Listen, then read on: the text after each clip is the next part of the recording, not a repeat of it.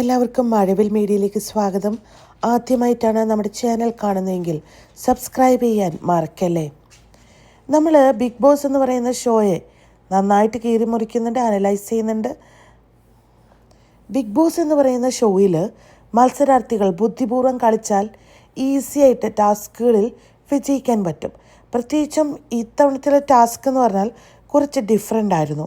പുറത്തേക്ക് പോകാൻ നിൽക്കുന്ന കുറച്ച് പേർക്ക് വേണ്ടിയിട്ട് സഹായികൾ കളിക്കുന്ന ടാസ്കുകളാണ് ഉണ്ടായിരുന്നത്. മിഡ് വീക്ക് എവിക്ഷൻ എന്ന രീതിയിൽ ബിഗ് ബോസ് അവതരിപ്പിച്ച ഒരു ഗെയിമായിരുന്നു ഈ ഒരു സസ്പെൻഷൻ ഗെയിംസ്. ഒരുപാട് ഗെയിംസ് ഉണ്ട്. അതിൽ ടോട്ടൽ പോയിൻറ്റ്സ് നോക്കിയിട്ടാണ് പുറത്തേക്കുള്ള വാതിൽ തുറക്കുക. ഇതിൽ അനീഷ പിക്ക് ചെയ്ത മത്സരാർത്ഥികൾ ശരത്തും അനുമോളുമാണ്. ശരത്തും നല്ലൊരു ഗെയിമറല്ല, അനുമോളും ഒട്ടും തന്നെ നല്ലൊരു ഗെയിമറല്ല. ചുമ്മാ ചളിയടിക്കുക, ക്യൂട്ട്നെസ് വാരി വിതറുക. ശരത്താണെങ്കിൽ ഭയങ്കര ഇമോഷണലി അഗ്രസീവായിട്ട് സംസാരിക്കുക, ഇടപെടുക. അതിനപ്പുറത്തേക്ക് ഗെയിമിലൊന്നും ഒട്ടും തന്നെ ആക്റ്റീവായിട്ടുള്ളൊരു മത്സരാർത്ഥിയല്ല. ഇവരെ രണ്ട് പേരെയുമാണ് അനീഷ് തിരഞ്ഞെടുത്തിരിക്കുന്നത്. അത് ഉറപ്പാണല്ലോ, ഇവർക്ക് രണ്ടു പേർക്കും ഗെയിം കളിക്കാനുള്ള ഒരു കഴിവില്ലാത്തവരാണെന്ന് അനീഷ് ഇതുവരെ മനസ്സിലാക്കിയിട്ടില്ല. ഒരുപക്ഷെ അനീഷിൻ്റെ ഒരു എക്സ്ട്രാ ഗെയിം ആയിരിക്കാം ഇവരെ രണ്ടുപേരെയും വിട്ടിട്ട് ഇവർ എനിക്ക് വേണ്ടി കളിച്ചില്ല എന്നുള്ളൊരു ഒരു കാർഡ് ഇറക്കാനുള്ള അനീഷിൻ്റെ ഒരു ബുദ്ധിപൂർവമായ നീക്കമായിരിക്കാം.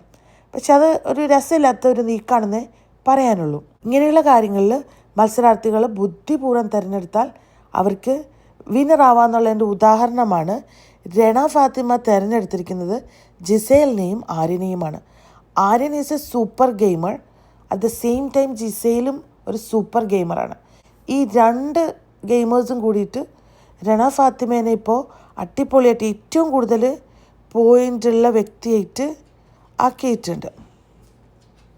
11 പോയിൻ്റാണ് ജിസേലും ആര്യനും കൂടെ രണ ഫാത്തിമയ്ക്ക് കൊടുത്തിരിക്കുന്നത്.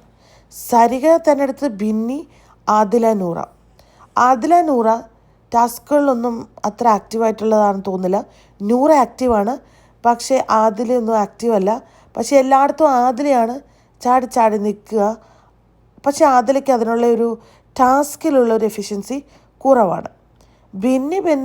ബിന്നിയുടെ ഭാഗം മാത്രമേ നോക്കുള്ളൂ. ബിന്നി വേറെ ആർക്കും വേണ്ടിയിട്ട് ഗെയിം കളിക്കുമോ എന്ന് എനിക്ക് തോന്നുന്നില്ല. ബിന്നി ഭയങ്കരമായിട്ട് സെൽഫിഷായിട്ട് ഗെയിം കളിക്കുന്ന, ബിഗ് ബോസിൻ്റെ മത്സരം ഒരു വേറെ തരത്തിൽ ഉൾക്കൊണ്ട് കളിക്കുന്ന, സ്വന്തം കാര്യത്തിലേക്ക് മാത്രം ഒതുങ്ങിക്കൂടി കളിക്കുന്ന ഒരു മത്സരാർത്ഥിയായിട്ടാണ് തോന്നിയത്. ഒരുപാട് പേരുടെ